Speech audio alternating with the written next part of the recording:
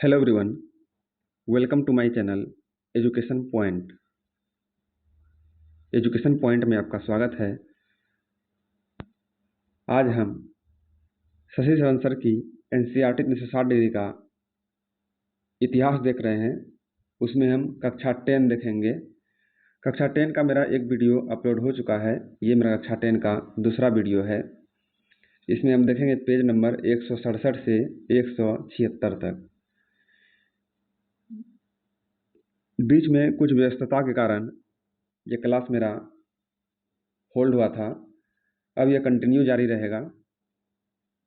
यदि आप हमारे चैनल को सब्सक्राइब नहीं किए हैं तो कृपया हमारे चैनल को सब्सक्राइब कर लें एवं साइड में जो बेल आइकन है उन्हें भी प्रेस करें, ताकि हमारे चैनल पर आने वाले सभी नए वीडियो का नोटिफिकेशन सबसे पहले आपको प्राप्त हो।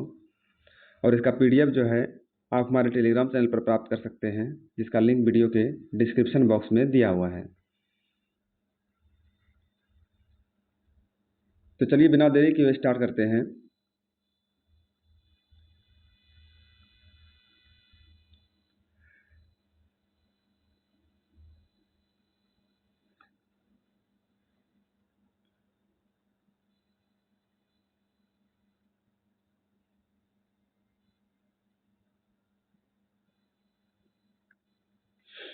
किस एक्ट के तहत काम करने वाले असम के मजदूरों को बिना इजाजत बगान से बाहर जाने की छूट नहीं थी? किस एक्ट के तहत काम करने वाले असम के मजदूरों को बिना इजाजत बगान से बाहर जाने की अनुमति नहीं थी? इसका राइट आंसर है ऑप्शन सी। ये एक्ट है inland immigration act. Inland immigration act 1859 में इनलैंड इमिग्रेशन एक्ट के तहत बगानों में काम करने वाले मजदूरों को बिना इजाज़त बगान से बाहर जाने की छूट नहीं होती थी, और यह इजाज़त जो है उन्हें विरले ही कभी मिलती थी। अगला प्रश्न है, चौरा चोरी कांड जो है किस वर्ष हुआ था? चौरी चौरा कांड किस वर्ष हुआ था? तो ये हुआ था 1922 में। चौरी चौरा कांड कब हुआ था? तो चौरी चौरा कांड हुआ था 1922 ईस्वी में। गोरखपुर स्थित चौरा चौराही में बापतार से गुजर रहा एक शांतिपूर्ण जुलूस पुलिस के साथ हिंसक टकराव में बदल गया। इस घटना के बारे में सुनते ही महात्मा गांधी ने असहयोग आंदोलन रोकने के आह्वान किया था। असहयोग जो है रोकने का आह्वान किया था। किस घटना के बाद महात्मा गांधी ने असहयोग आंदोलन जो है रोकने का आह्वान किया था? ये क्या था? चौरी चौरा कांड के बाद। चौरी चौरा कांड के बाद असहयोग को जो है रोकने का आह्वान किया था। असहयोग आंदोलन जो है कब वापस लेने का फैसला लिया गया था? तो ये वापस लेने का फैसला लिया गया था 1922 ईस्वी में। फरवरी 1922 ईस्वी में जो है असहयोग आंदोलन वापस लेने का फैसला लिया गया था। स्वराज पार्टी का गठन किसके द्वारा किया गया? स्वराज पार्टी का गठन किसके द्वारा किया गया? ये किया गया CR दास और मोतीलाल नेहरू के द्वारा। चित्तरंजन दास और मोतीलाल नेहरू के द्वारा जो है स्वराज पार्टी का गठन किया गया।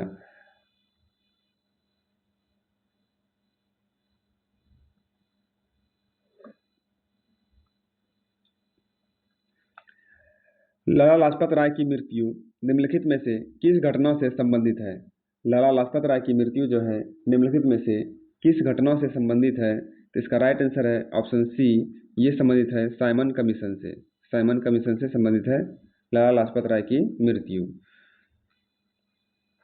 साइमन कमीशन के खिलाफ शांतिपूर्ण प्रदर्शन के दौरान ब्रिटिश पुलिस ने लाला लाजपत राय पर हमला किया और प्रदर्शन के दौरान जो है मिले गहरे जख्मों के कारण उन्हें दम तोड़ दिया।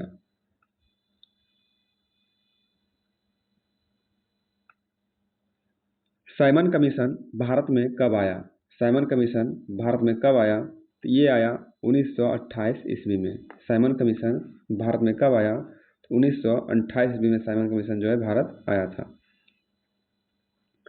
साइमन कमीशन के विरोध को शांत करने के लिए किस वायसराय ने डोमिनियन स्टेट्स लाया? साइमन कमीशन विरोध को शांत करने के लिए किस वायसराय ने डोमिनियन स्टेट्स लाया? तो ये लाया लॉर्ड इरविन ने। लॉर्ड इरविन ने लाया।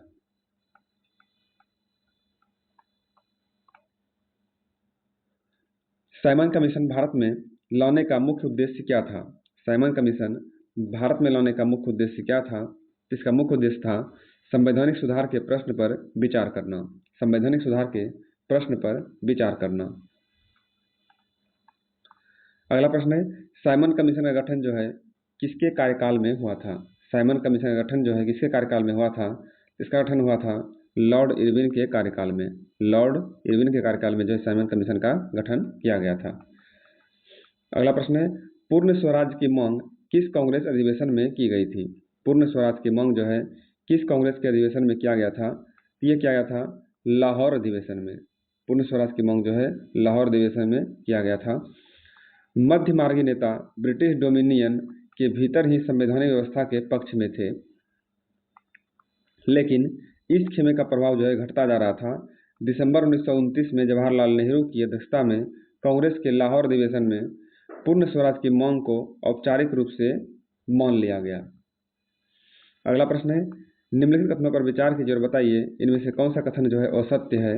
ऑप्शन डी इसका राइट आंसर है। इसमें कोई भी कथन जो है असत्य नहीं है, सारे कथन इसमें सत्य है। कांग्रेस के कराची अधिवेशन में पूर्ण स्वराज की मांग की गई थी। कांग्रेस के लाहौर अधिवेशन जो है 1930 में हुआ था और महात्मा गांधी द्वारा लाहौर अधिवेशन की अध्यक्षता किया गया था। लाहौर अधिवेशन में तय किया गया कि 26 जनवरी 1947 को स्वतंत्रता दिवस के रूप में मनाया जाएगा।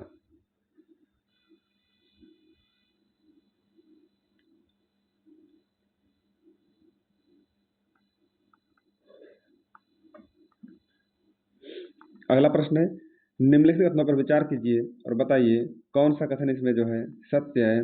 ऑप्शन सी इसका राइट आंसर है। इसमें जो है कथन 2 और 3 नंबर सत्य है। कथन 2 और 3 इसमें सत्य है। उस खत में सबसे महत्वपूर्ण मांग नमक कर को खत्म करने के बारे में थी।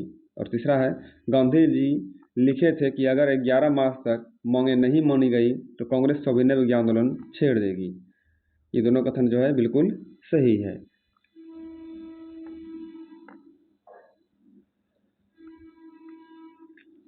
देश को एकजुट करने के लिए महात्मा गांधी को नमक एवं शक्तिशाली प्रतीक दिखाई दिया। 31 जनवरी 1930 को उन्होंने वायसराय इरविन को एक खत लिखा। इस खत में उन्होंने 11 मांगों का उल्लेख किया था। इनमें से कुछ सामान्य मांगें थी जबकि कुछ मांगें उद्योगपतियों से लेकर किसानों तक विभिन्न तबकों से जुड़ी थी।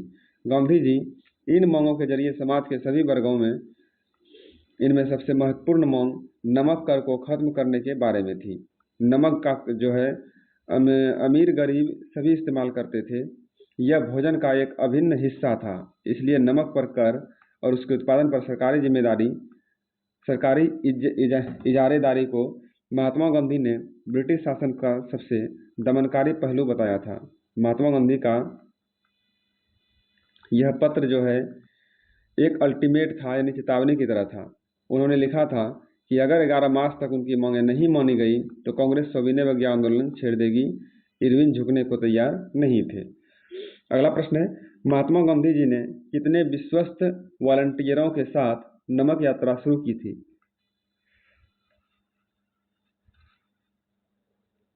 महात्मा गांधी ने कितने विश्वस्त वॉलंटियरों के साथ नमक यात्रा शुरू की थी? तो ये क्या था 78 वॉलंटियर्स के साथ। 78 वॉलंटियर्स के साथ नमक यात्रा शुरू किया था। महात्मा गांधी द्वारा प्रसिद्ध नमक यात्रा कहाँ से प्रारंभ हुआ था? महात्मा गांधी द्वारा प्रसिद्ध नमक यात्रा कहाँ से प्रारंभ हुआ था? तो ये प्रारंभ हुआ था गुजरात के साबरमती आश्रम से। गुजरात के साबरमती आश्रम से जो नमक सत्याग्रह आरंभ हुआ था। यह यात्रा जो है साबरमती में गांधी जी के आश्रम से 240 किलोमीटर दूर 240 किलोमीटर दूर दांडी नामक गुजराती तटीय कस्बे में जाकर खत्म होती थी। गांधी जी की टोली ने 24 दिन तक हर रोज लगभग 10 मील का सफर तय किया। गांधी जी जहां भी रुकते हजारों लोग उन्हें सुनने आ जाते थे।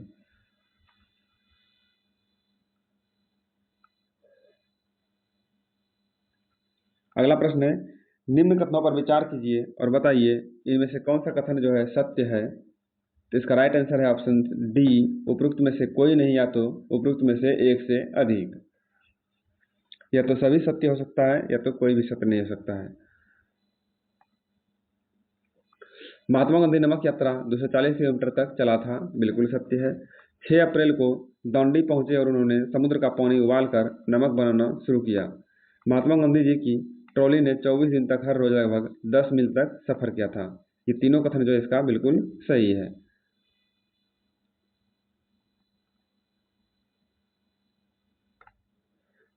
अगला प्रश्न है, 1930 ईस्वी में महात्मा गांधी ने सविनय अवज्ञा आंदोलन कहाँ से शुरू किए थे? तो ये शुरू किया था दौंडी से। 1930 में महात्मा गांधी ने सविनय अवज्ञा आंदोलन कहाँ से शुरू किया था? ये शुरू किया था दौंडी से। गांधी इरविन समझौता कब हुआ था? तो गांधी इरविन समझौता हुआ था 1931 ईस्वी में। गांधी इरविन समझौता कब हुआ था? तो गांधी इरविन समझौता हुआ था 1931 ईस्वी में।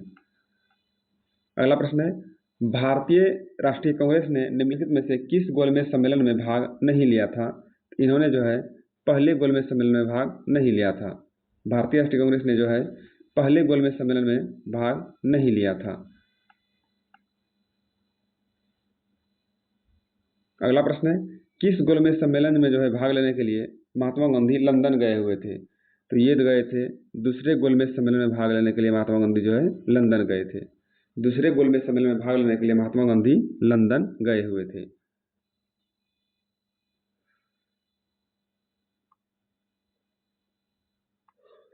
महात्मा गांधी दूसरे गोलमेज सम्मेलन में भाग लेने के लिए लंदन कब गए थे? तो ये गए थे 1931 ईस्वी में। 1931 ईस्वी में गए थे। हिंदुस्तान सोशलिस्ट रिपब्लिकन आर्मी की स्थापना कब हुई थी? हिंदुस्तान सोशलिस्ट रिपब्लिकन आर्मी की स्थापना हुई थी 1928 ईस्वी में। 1928 ईस्वी में जो है हिंदुस्तान सोशलिस्ट रिपब्लिकन आर्मी की स्थापना हुई थी। बहुत सारे राष्ट्रवादियों को लगता था कि अंग्रेज के खिलाफ संघर्ष अहिंसा के जरिए पूरा नहीं हो सकता। 1928 में दिल्ली स्थित फिरोज शाह कोटला मैदान में हुई बैठक में हिंदुस्तान सोशलिस्ट रिपब्लिकन आर्मी की स्थापना की गई। इसके नेताओं में भगत सिंह, जतिन दास और अजय घोष शामिल थे। देश के विभिन्न भागों में कार्रवाइयां करते हुए HSRA ने ब्रिटिश सत्ता के कई प्रतीकों को निशाना बनाया था। अगला प्रश्न है, हिंदुस्तान सोशलिस्ट रिपब्लिकन आर्मी की स्थापना कहाँ हुई थी? ये हुई थी फिरोज शाह दिल्ली में।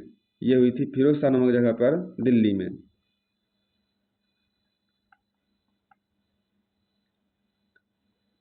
अगला प्रश्न है, भगत सिंह बटुकेश्वर दत्त ने लेजिस्लेटिव असेंबली में बम कब फेंका था? भगत सिंह और बटुकेश्वर दत्त ने जो है लेजिस्लेटिव असेंबली में बम कब फेंका था? इन्होंने बम फेंका था 1929 ईस्वी में। 1929 ईस्वी में। भगत सिंह को कितने वर्ष की उम्र में फांसी दी गई थी? भगत सिंह को जो है 23 वर्ष की ही उम्र में फांसी दे दी गई थी। भगत सिंह को 23 वर्ष की उम्र में फांसी दी गई थी।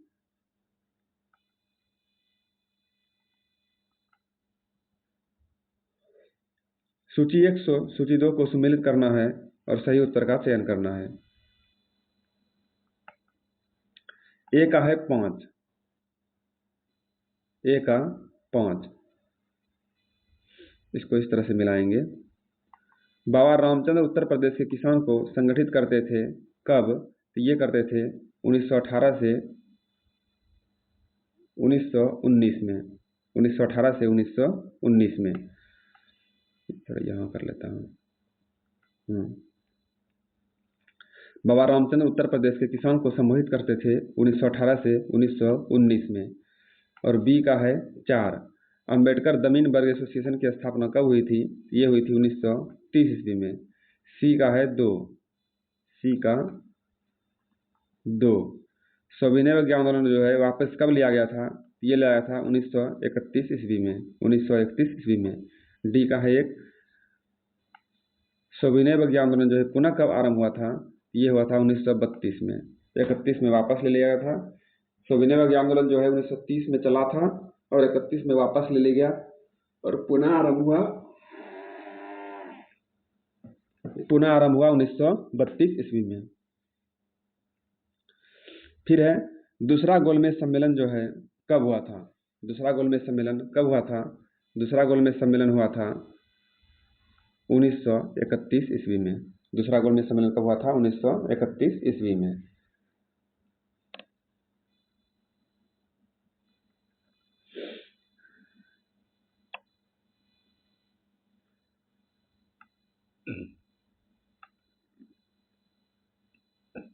अगला प्रश्न है,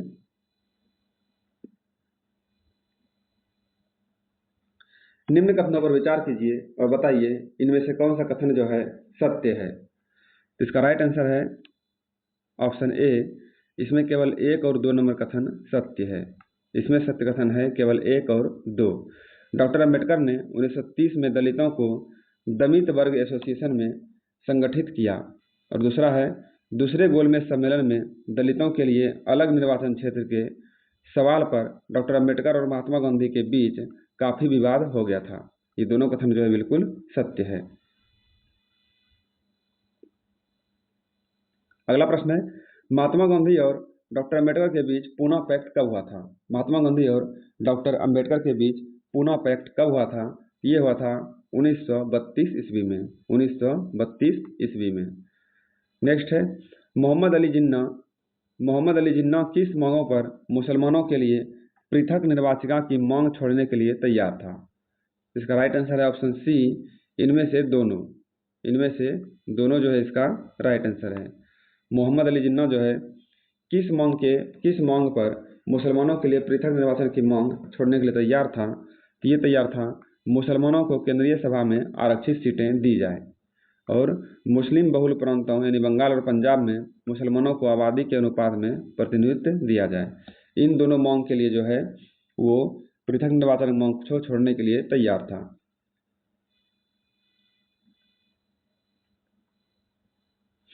अगला प्रश्न है, आनंद मठ उपन्यास के लेखक कौन है? आनंद मठ उपन्यास के लेखक कौन है? इसके लेखक हैं बंकिम चंद्र चट्टोपाध्याय या बंकिम चंद्र चटर्जी, दोनों एक ही हैं। आनंद मठ उपन्यास के लेखक हैं बंकिम चंद्र चट्टोपाध्याय। इस छवि के निर्माण का आरंभ जो है बंकिम चंद्र चट्टोपाध्याय ने किया था। 1870 के दशक में उन्होंने मातृभूमि की स्तुति के रूप में वंदे मातरम गीत लिखा था। बाद में इसे इन्होंने अपने उपन्यास आनंद मठ में शामिल कर लिया। यह गीत बंगाल में स्वदेशी आंदोलन में खूब गाया गया था। अगला प्रश्न है, भारत माता की विख्यात छवि को किसने चित्रित किया था? भारत माता की विख्यात छवि को किसने चित्रित किया था? इसे चित्रित किया था रविन्द्रनाथ टैगोर ने, नहीं अवनींद्रनाथ टैगोर ने। भारत माता के विख्यात छवि को अवनींद्रनाथ टैगोर ने चित्रित किया था।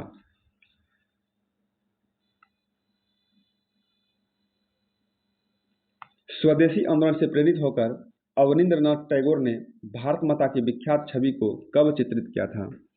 स्वदेशी आंदोलन से प्रेरित होकर अवनींद्रनाथ टैगोर ने भारत माता की विख्यात छवि को कब चित्रित किया था? ये चित्रित किया था 1905 ईस्वी में। और 1905 ईस्वी में जो है स्वदेशी आंदोलन हुआ था। भारत छोड़ो आंदोलन की शुरुआत कब हुई थी? भारत छोड़ो आंदोलन की शुरुआत जो है कब हुई थी? इसकी शुरुआत हुई थी 1942 ईस्वी में। भारत छोड़ो आंदोलन की शुरुआत कब हुई थी? इसकी शुरुआत हुई थी 1942 ईस्वी में। करो या मरो प्रसिद्ध नारा किसके द्वारा दिया गया था? करो या मरो प्रसिद्ध नारा किसके द्वारा दिया गया था? तो ये नारा दिया गया था महात्मा गांधी के द्वारा। महात्मा गांधी के द्वारा जो है करो या मरो का प्रसिद्ध नारा दिया गया था। ये नारा जो है भारत छोड़ो आंदोलन के दौरान दिया गया था उनके द्वारा।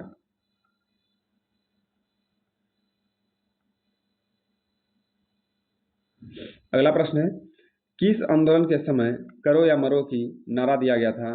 इसका राइट आंसर है ऑप्शन डी, ये नारा भारत छोड़ो आंदोलन के समय दिया गया था।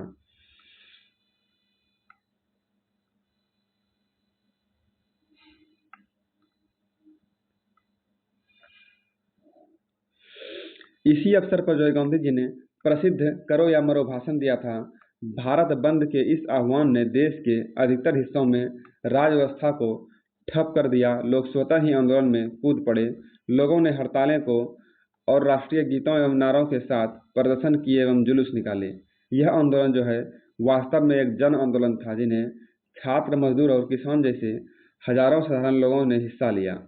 इनमें नेताओं की सक्रिय भागीदारी भी देखी गई, जिनमें जयप्रकाश नारायण, अरुण आसफ अली एवं राम मनोहर लोहिया और बहुत सारी महिलाएं, जैसे बंगाल में माता गिनी हाजरा, असम में कनकलता बरुआ और उड़ीसा में रमा देवी थी। अंग्रेजों द्वारा अत्यधिक बल प्रयोग के बावजूद इसे दबाने में 1 वर्ष से अधिक समय लग गया। अगला प्रश्न है, आधुनिक काल से पहले विश्व के विभिन्न देशों के बीच व्यापारिक और सांस्कृतिक संपर्क स्थापित करने वाले मार्ग कौन से थे? आधुनिक काल से पहले विश्व के विभिन्न देशों के बीच व्यापारिक और सांस्कृतिक संपर्क स्थापित करने वाले मार्ग कौन से थे? इसका राइट आंसर है ऑप्शन ए, ये था सिल्क मार्ग। सिल्क मार्ग।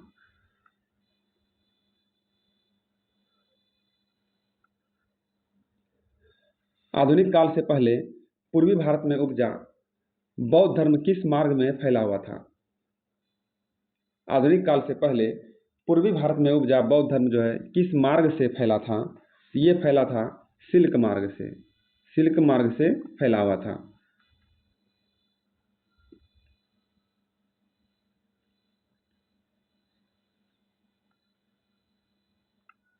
अगला प्रश्न है, आधुनिक भारत से पहले सिल्क मार्ग एशिया को किन किन महाद्वीप से जोड़ते थे? आधुनिक भारत से पहले सिल्क मार्ग एशिया को किन किन महाद्वीप से जोड़ते थे? तो इसका राइट आंसर है ऑप्शन डी, उपरोक्त में से ए और बी दोनों। ये जोड़ते थे यूरोप और उत्तरी अफ्रीका से। यूरोप और उत्तरी अफ्रीका से जोड़ते थे। अगला प्रश्न है, आयरलैंड में आलू अकाल कब हुआ था? आयरलैंड में आलू अकाल कब हुआ था? तो यहाँ पर आलू अकाल हुआ था 1845 ईस्वी में। 1845 ईस्वी में। 19वीं सदी में यूरोप से भागकर लोग अमेरिका क्यों जाने लगे?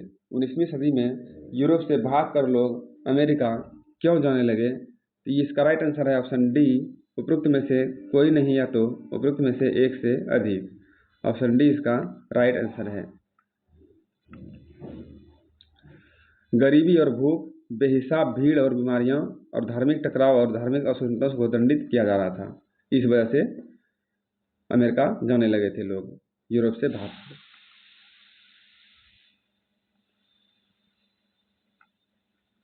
18वीं शताब्दी में दुनिया के सबसे धनी देशों में से किसे गिना जाता था? 18वीं शताब्दी में दुनिया के सबसे धनी देशों में से किसे गिना जाता था? ये गिना जाता था भारत और चीन को। चीन और भारत 18वीं शताब्दी में दुनिया के सबसे धनी देश थे।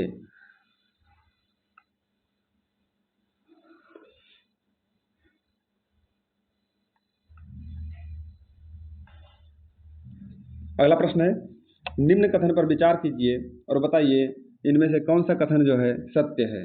इसका राइट आंसर है ऑप्शन बी, इनमें केवल 1 नंबर कथन सत्य है। इनमें केवल 1 नंबर कथन सत्य है। 19वीं सदी में अर्थशास्त्रियों ने अंतर्राष्ट्रीय आर्थिक विनिमय में तीन तरह की प्रवाहों का उल्लेख किया है। ये कथन सत्य है।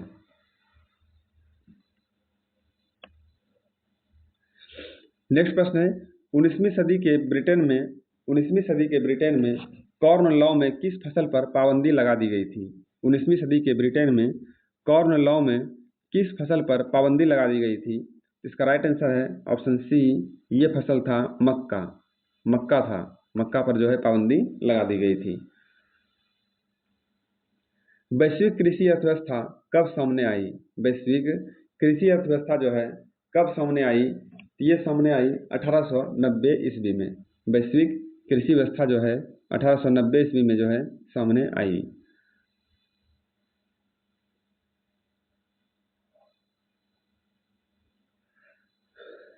नेक्स्ट है, 19वीं सदी में खाद्य पदार्थों को एक जगह से दूसरी जगह पहुंचाने के लिए किसका इस्तेमाल होता था?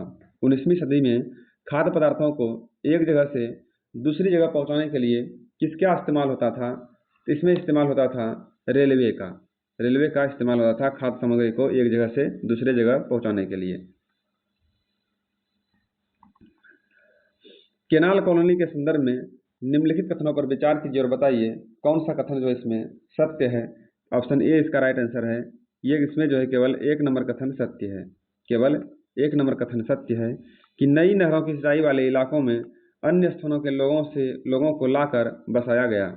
नई नहरों की सिंचाई वाले इलाकों में जो है अन्य स्थानों के लोगों को लाकर बसाया गया।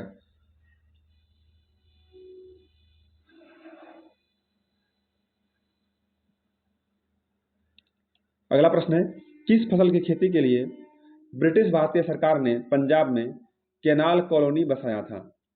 किस फसल की खेती के लिए जो है ब्रिटिश भारतीय सरकार ने पंजाब में केनाल कॉलोनी को बसाया था? इसका राइट आंसर है ऑप्शन डी, ए और बी दोनों, गेहूं और कपास। इस दोनों की खेती के लिए जो है ब्रिटिश भारतीय सरकार ने पंजाब में केनाल कॉलोनी बसाया था। अगला प्रश्न है, रिंडरपेस्ट नामक बीमारी कहाँ फैली थी? रिंडरपेस्ट नामक बीमारी जो है कहाँ फैली थी? ये फैली थी अफ्रीका में। अफ्रीका में जो है रिंडरपेस्ट नामक बीमारी फैली हुई थी।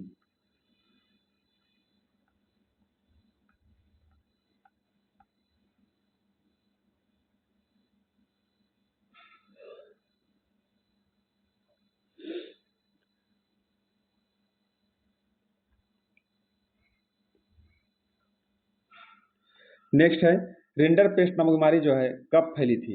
रिंडरपेस्ट नामक बीमारी कब फैली थी? 1890 में रिंडरपेस्ट नामक बीमारी फैली थी। 1890 में जो है रिंडरपेस्ट नामक बीमारी फैली थी। 1890 में अफ्रीका में फैलने वाला रिंडरपेस्ट बीमारी जो है क्या है? तो ये है 1890 में जो है अफ्रीका में फैलने वाला रिंडरपेस्ट नामक बीमारी क्या है? तो ये जो है एक मवेशियों विशेषकर भैंसों का एक तीव्र विषाणु रोग है। यह मवेशियों जो है विशेषकर भैंस का एक तीव्र विषाणु रोग है।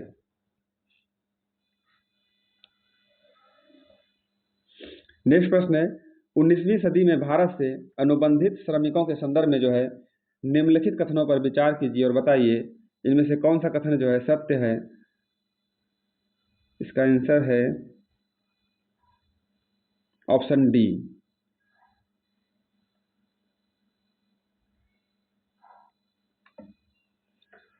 इनमें से कोई नहीं या तो एक से अधिक इसमें सत्य है।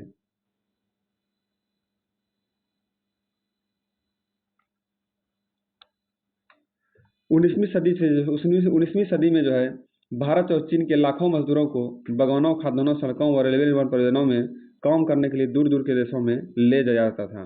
भारतीय अनुबंधित श्रमिकों को खास तरह के अनुबंध या एग्रीमेंट के तहत ले जाया जाता था कि यदि अपने मालिक के बगानों में 5 साल काम कर लेंगे तो वे स्वदेश लौट सकते हैं।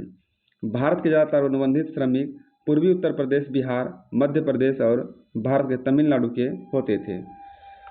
नहीं, मध्य प्रदेश नहीं है, पूर्वी उत्तर प्रदेश, बिहार, मध्य भारत और तमिलनाडु के होते थे। मध्य भारत वही हो गया, मध्य प्रदेश और झारखंड।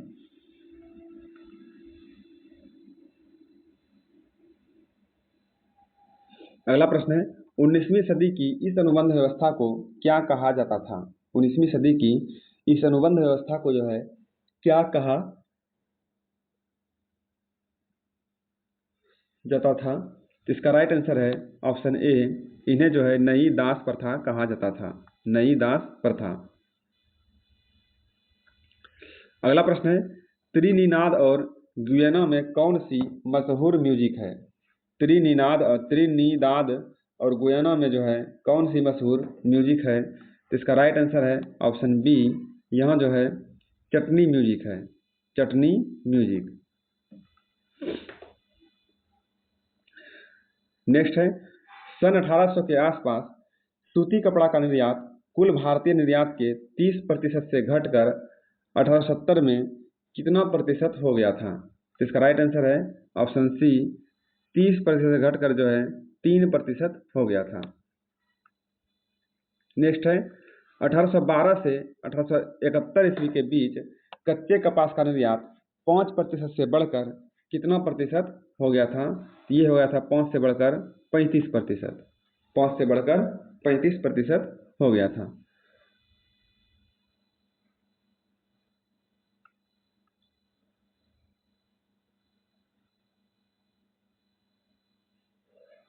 नेक्स्ट है,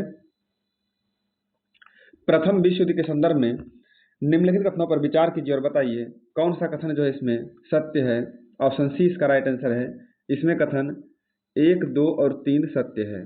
इसमें कथन जो है 1, 2 और 3 सत्य है।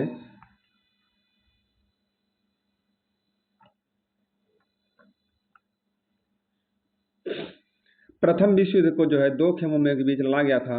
एक पाले में ब्रिटेन, फ्रांस और रूस थे, तो दूसरे पाले में जर्मनी, ऑस्ट्रिया, हंगरी और ओटोमन तुर्की थे।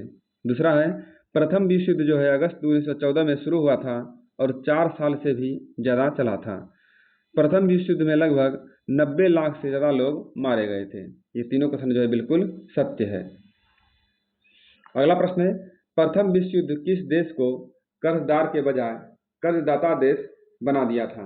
प्रथम विश्व युद्ध जो है किस देश को कर्जदार के बजाय कर्जदाता देश बना दिया गया था।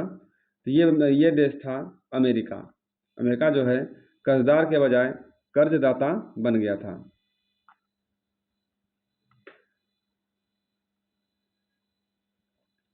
प्रथम विश्व युद्ध के संदर्भ में जो है निम्न कथनों पर विचार कीजिए और बताइए इनमें से जो है कौन सा कथन सत्य है। इसका राइट आंसर है ऑप्शन बी, केवल 2 और 3 नंबर कथन नहीं, केवल 1 और 3 नंबर कथन इसमें सत्य है। ऑप्शन बी इसका राइट आंसर है, केवल 1 और 3 नंबर कथन सत्य है। 3 नंबर कथन यहीं पर है, देख लेते हैं। प्रथम विश्व युद्ध से जो है ब्रिटेन में बेरोजगारी बढ़ने लगी थी। प्रथम विश्व युद्ध में ब्रिटेन में बेरोजगारी बढ़ने लगी थी। और 1 नंबर कथन इधर है, प्रथम विश्व युद्ध जो है इससे पहले ब्रिटेन दुनिया का सबसे बड़ा अर्थव्यवस्था था, लेकिन युद्ध के बाद सबसे लंबा संकट उसे ही झेलना पड़ा। ये दोनों कथन जो है इसका बिल्कुल सही है। अगला प्रश्न है, आर्थिक महामंदी किस वर्ष प्रारंभ हुई थी। आर्थिक महामंदी जो है किस वर्ष प्रारंभ हुई थी। तो ये प्रारंभ हुई थी 1929 ईस्वी में। आर्थिक महामंदी जो है 1929 ईस्वी में प्रारंभ हुई थी। अगला प्रश्न है, भारत में गेहूं की कीमत 50% कब गिर गई थी। भारत में गेहूं की कीमत जो है 50% कब गिर गई। तो ये गिरी 1928 से 1934 में। 1928 से 1934 में। नेक्स्ट है, 1928 से 1934 में भारत में गेहूं की कीमत 50% तक क्यों गिर गई थी। 1928 से 1934 में जो है भारत में गेहूं की कीमत 50% तक क्यों गिर गई। इसका राइट आंसर है ऑप्शन डी, उपरोक्त में से कोई नहीं।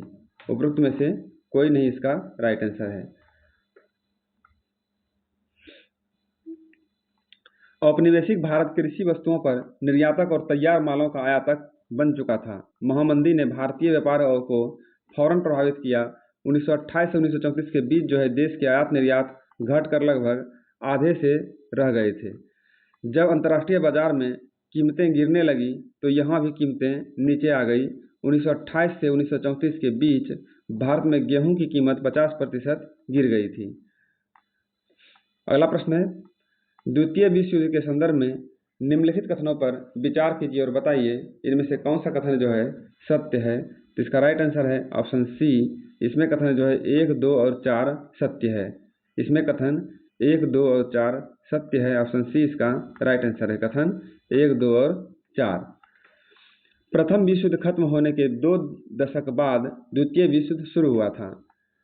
और दूसरा है, यह युद्ध भी 2 खेमों के बीच लड़ा गया। एक गुट में नाथसी जर्मनी, जापान और इटली थी, तो दूसरा खेमा जो है ब्रिटेन, सोवियत संघ, फ्रांस और अमेरिका थी। अगला है कि इस युद्ध में जो है लगभग 6 करोड़ लोग मारे गए थे। ये तीनों कथन जो है प्रथम विश्व युद्ध के संदर्भ में बिल्कुल सही है। नेक्स्ट है, युद्धोत्तर अंतर्राष्ट्रीय आर्थिक व्यवस्था का मुख्य उद्देश्य क्या था। युद्धोत्तर अंतर्राष्ट्रीय आर्थिक व्यवस्था का मुख्य उद्देश्य क्या था। इसका मुख्य उद्देश्य था औद्योगिक विश्व में आर्थिक स्थिरता एवं पूर्ण रोजगार बनाए रखना। औद्योगिक विश्व में आर्थिक स्थिरता एवं पूर्ण रोजगार बनाए रखना।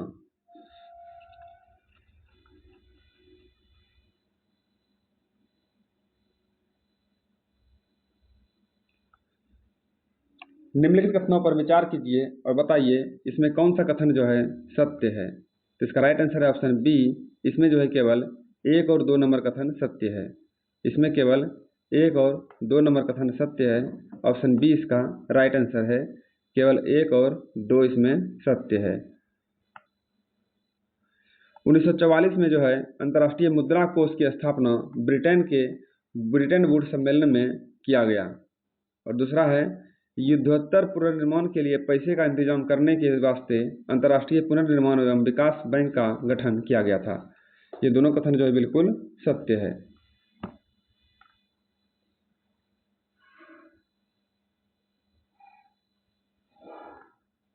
अगला प्रश्न है विश्व बैंक और IMF के फैसले को कौन सा देश वीटो कर सकता है।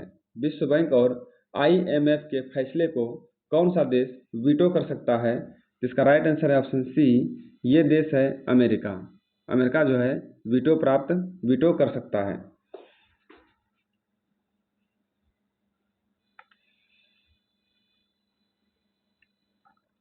इंग्लैंड में सबसे पहले कारखाने कब खुले थे।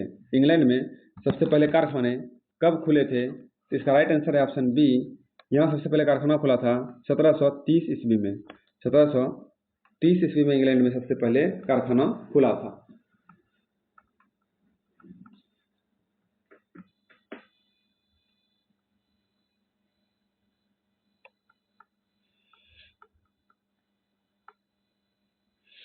अगला प्रश्न है 1760 में ब्रिटेन अपने कपास उद्योग की जरूरत को पूरा करने के लिए कितने पाउंड कच्चे कपास की आयात करता था।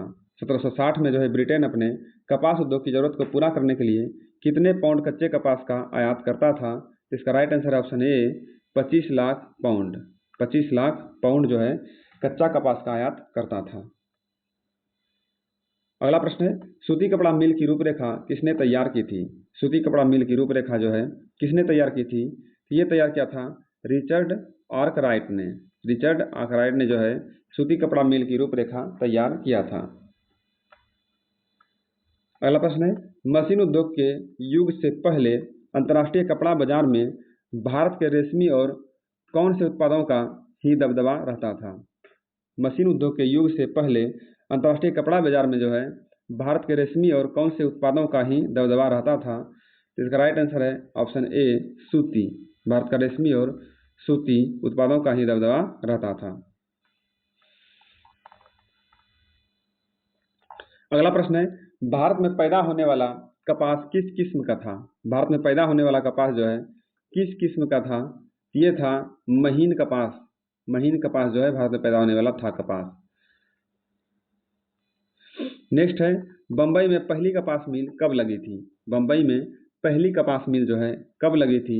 तो बम्बई में पहली कपास मिल लगी थी 1854 ईस्वी में। 1854 ईस्वी में जो बम्बई में पहली कपास मिल लगी थी और 2 साल बाद जो है उसमें उत्पादन होने लगा था। 2 साल बाद उसमें उत्पादन होने लगा था और 1862 तक वहाँ ऐसी 4 मिलें काम कर रही थी।